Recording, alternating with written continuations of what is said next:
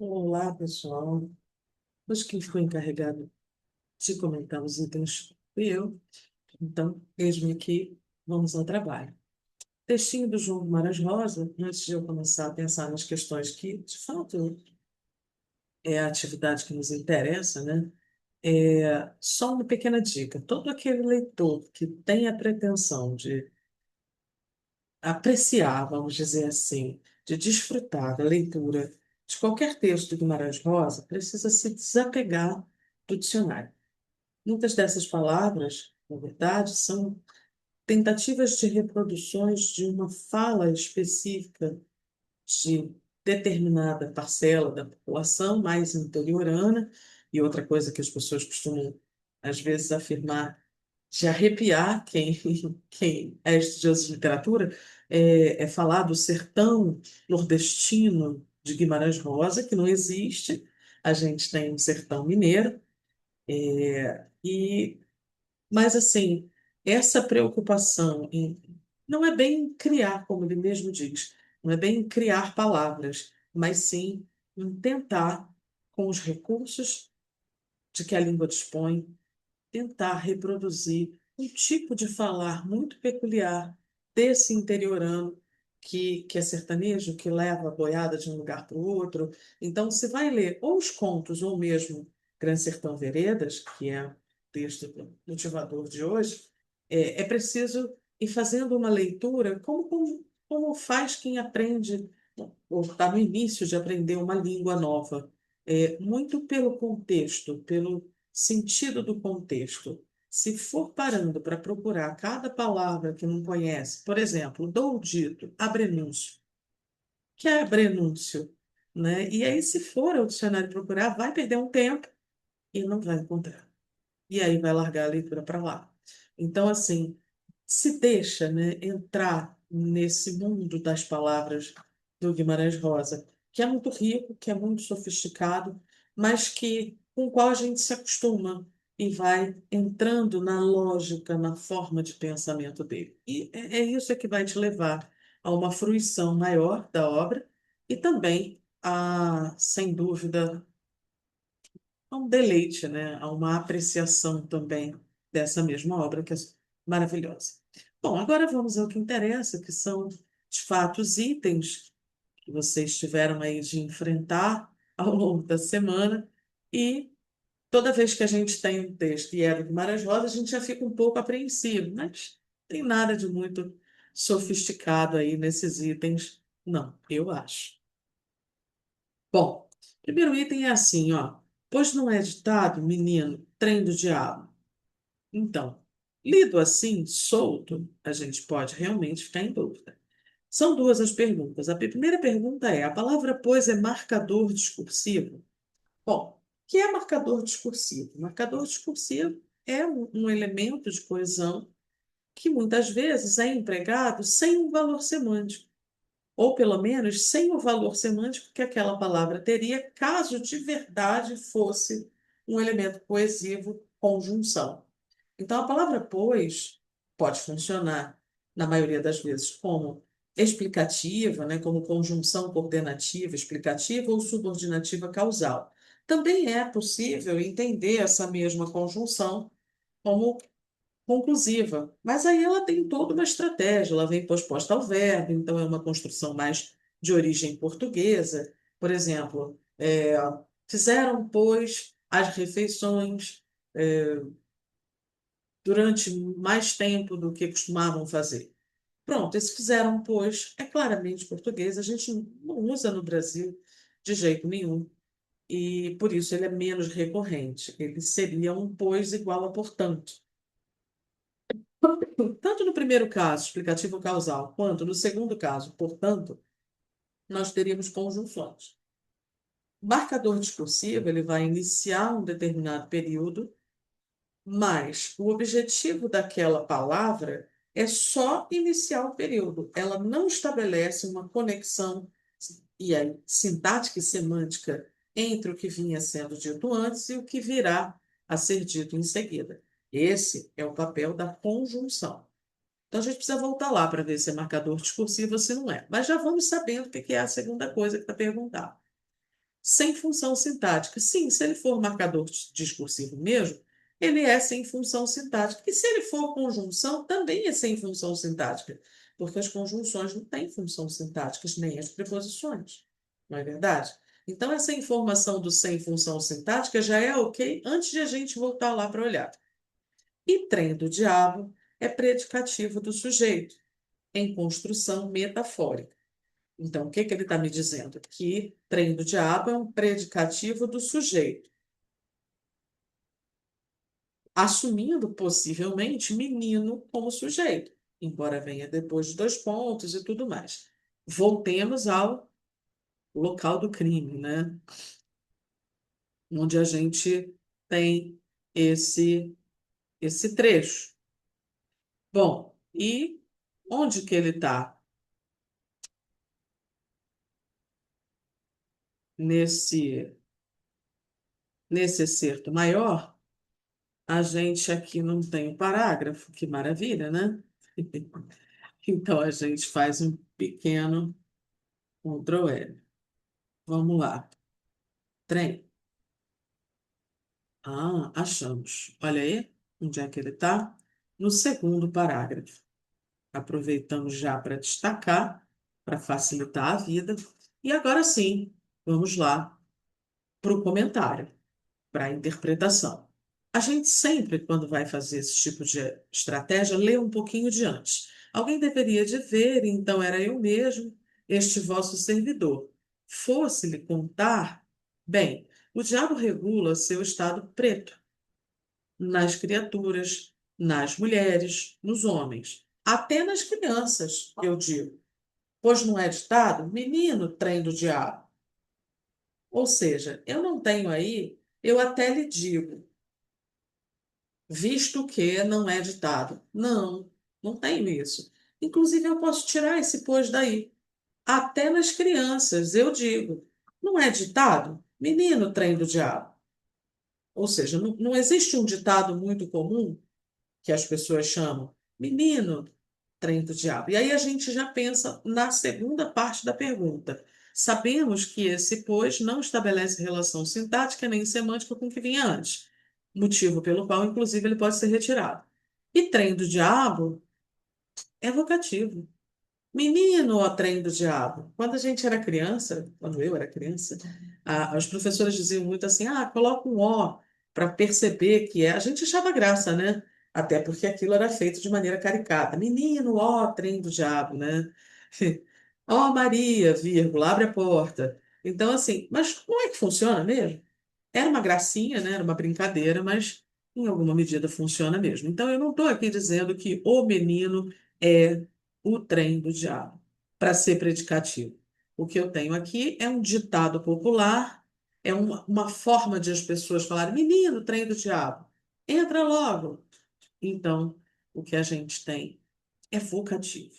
De modo que o item está errado dos erradíssimos, né? Porque nem eu tenho, pois, marcador discursivo, porque ele pode ser retirado, e também não tem o trem do diabo predicativo, porque é um invocativo, ok? Bom, a palavra se, presente nesse trecho que eu já vou ler, foi empregada para compor uma estrutura de sujeito indeterminado. A gente já sabe, afiados na regra que estamos, que para ter sujeito indeterminado eu preciso de verbo transitivo indireto, de ligação ou intransitivo, ou seja, qualquer verbo menos transitivo direto. Bom, vamos direto ao verbo. Dizer. Quem diz, diz isso. Então, às vezes se diz que é por replantada no terreno sempre rosa, no terreno sempre. Então, às vezes se diz isso, às vezes isso é dito. Se eu tenho o verbo dizer transitivo direto, acabou a conversa, não precisamos mais, né, nos preocupar com a questão do sujeito indeterminado, porque certamente o que a gente vai ter ou é sujeito determinado pelo fato de o ser, de repente, ser um pronome reflexivo, ou o que acontece aí, que é um pronome passivador, e o sujeito é aquilo que vem posposto à estrutura de voz passiva. Ou seja, igual a vendem-se casas. Casas é o sujeito, por isso tem que ser vendem-se no plural.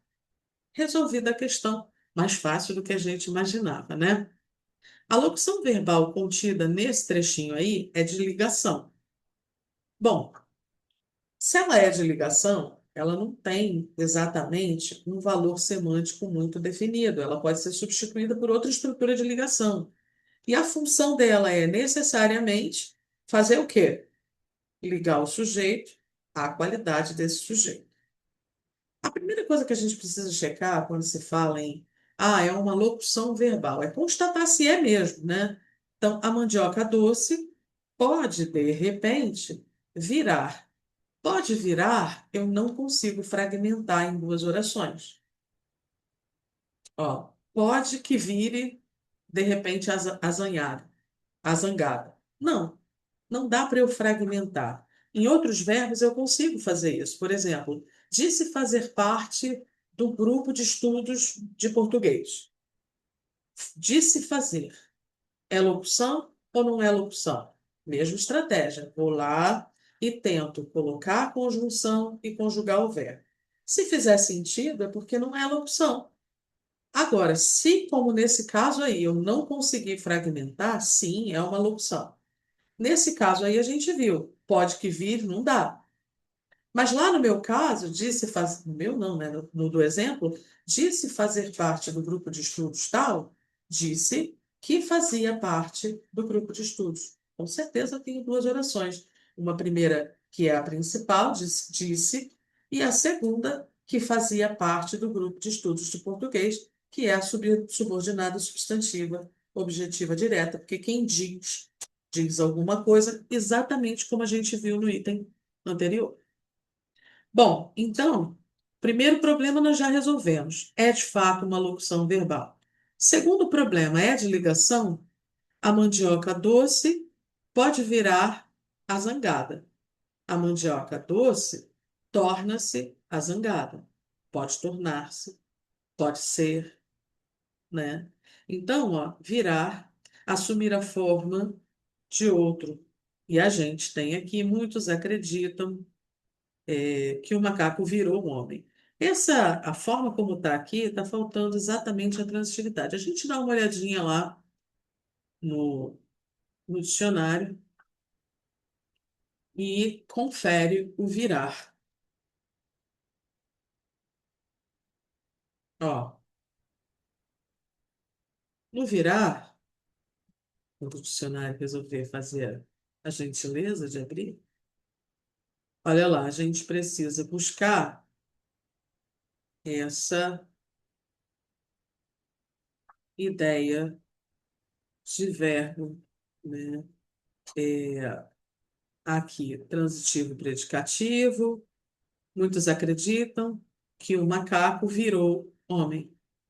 Então, o macaco virou. Olha lá, aqui a gente tem um predicativo, certo?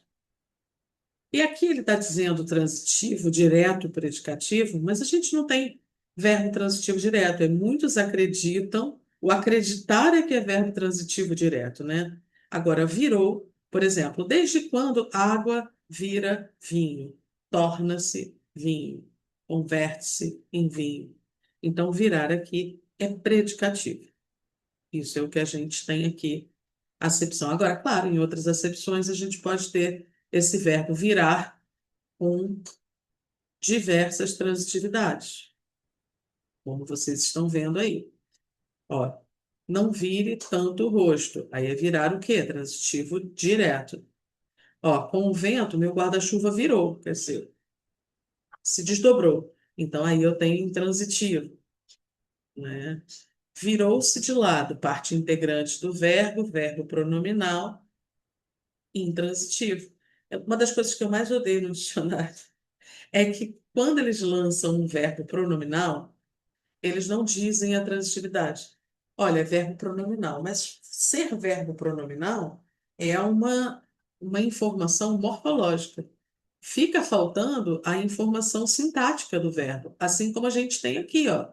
Meu guarda-chuva virou, verbo intransitivo. Aqui virou o rosto, verbo transitivo direto. E no verbo pronominal? A gente precisa interpretar. Mas tudo bem, a gente interpreta, né? Bom, e aí, por fim, nesta semana, a gente então chega à conclusão de que está certo, ele é um verbo transitivo predicativo mesmo. Ele é um verbo, nesse caso, de ligação, que é a mesma coisa que verbo predicativo, ou seja, um verbo que liga o sujeito ao predicativo. Ok? E por fim, na 4 a gente tem, embora tenham referentes distintos, os adjetivos tortas, horrorosas e venenosas, presentes nesse trechinho aí, tem até tortas, raças e pedras, de pedras, horrorosas, venenosas. Desempenham a mesma função sintática.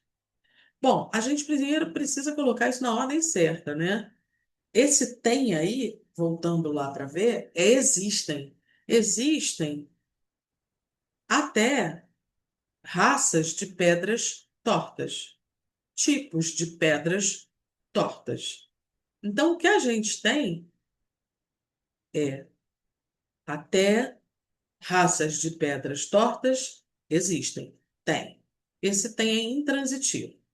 Então, raças aqui é o núcleo de pedras, tipos de pedras.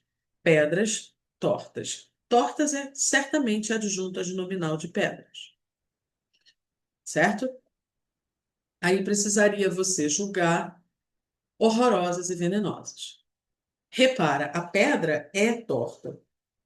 Ela não está torta, ficou torta, ela é torta. E aí, em seguida, vem o juízo de valor. Pedras tortas, horrorosas, venenosas. Aí a gente tem predicativo. E aí você vai me dizer assim, ué, mas como é que eu sei isso? Por que que não poderia ser tudo adjunto adnominal? Aqui a gente tem um indício de que isso não, para além da questão semântica, né? Muita gente diz assim, pelo sentido eu consigo perceber, até consegue, porque o adjunto adnominal, ele é uma característica que é imanente. A pedra, ela é torta, ela nasceu torta, ela vai viver a vida toda sendo torta. Agora, se eu acho que ela é horrorosa por causa disso, já é uma condição transitória.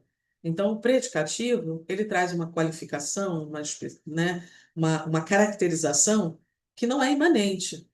Alguém atribui àquele substantivo aquela qualidade. Agora, o adjunto adnominal, não. Ele é de especificação, de posse ou de origem. Então, é uma condição imanente.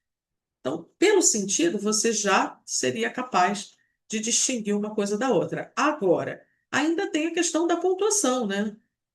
Repara, eu posso até inverter por estilo, não colocar de pedras tortas, que seria o ideal. O adjunto adnominal não tem esse nome à toa. É ad, que quer dizer junto.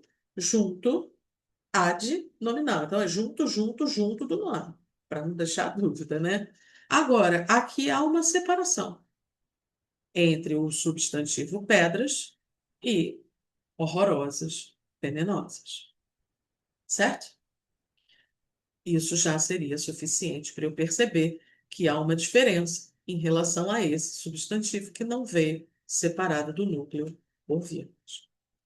Assim sendo, item errado, não há a mesma função sintática, porque tortas é adjunta de nominal, horrorosas, venenosas, predicativo. E essa vírgula separa termos coordenados entre si de mesma função sintática. E essa vírgula separa os predicativos em relação ao número. Combinado? Bom, ficou aí então o videozinho desta semana. Espero que tenha contribuído para vocês pensarem um pouco mais a língua.